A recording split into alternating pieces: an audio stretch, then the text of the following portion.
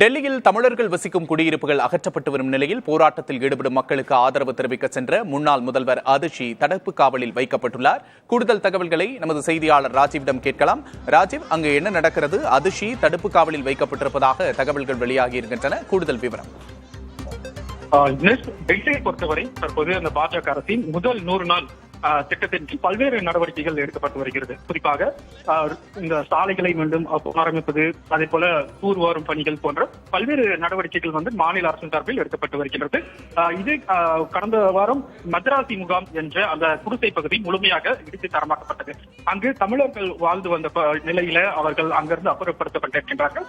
அதனைத் தொடர்ந்து அடுத்தடுத்த வெவ்வேறு பகுதிகளில் இருக்கக்கூடிய குடிசை பகுதிகளை அகற்றும் நடவடிக்கையில் மாநகராட்சி ஈடுபட்டு வருகிறார்கள். இந்த நிலையில் தான் இன்று காலை கால்காசி என்ற அந்த குடிசை பகுதிகளில் இருக்கக்கூடிய அந்த பகுதியில் நடவடிக்கைகள் எடுப்பதற்கான அதிகாரிகள் அங்கு ஆய்வு செய்வதற்காக வந்திருக்கின்றார்கள். அந்த பகுதிக்கு ஏற்கனவே நோட்டீஸ் ஆனது ஒட்டப்பட்டிருக்கின்றது. இந்த பகுதி முழுமையாக இடிக்கப்படுகிறது, எனவே இங்கிருந்து அங்கு எல்லாரும் அப்புறப்படுத்த வேண்டும் என்ற ஒரு நோட்டீஸ் ஆனது ஒட்டப்பட்டிருக்கின்றது. அதனைத் தொடர்ந்து நாளை தினம் அதற்கான நடவடிக்கைகள் மேற்கொள்ளப்படும் என எதிர்பார்க்கும் நிலையில் இதற்கு எதிர்ப்பு தெரிவித்து அதாவது டெல்லியினுடைய முன்னாள் முதல்வரும் தற்போதைய எம்எல்ஏவுமான அதிஷி இன்று காலை இந்த போராட்டத்தில் ஈடுபட்டிருந்தார்கள். அப்பகுதி மக்களுடன் இணைந்து அந்த போராட்டத்தில் ஈடுபட்ட பொழுதுதான் அவர் அங்கிருந்து தடுப்பு காவலில் வைக்கப்பட்டிருக்கின்றார். அங்கிருந்து அவரை வலுக்கட்டாயமாக அப்புறப்படுத்தி கைது செய்து காவல்துறையினர் தற்போது அவர் தடுப்பு காவலில் வைக்கப்பட்டிருக்கின்றார்.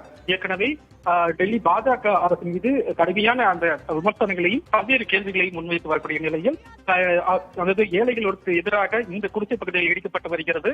ஆனால் பாஜக அரசு, பாஜக முதல்வர் ரேகா குப்தா ஏற்கனவே சொல்லியிருக்கின்றார், இது போன்று எந்த ஒரு குடிசை பகுதியில் இடிக்கப்படாது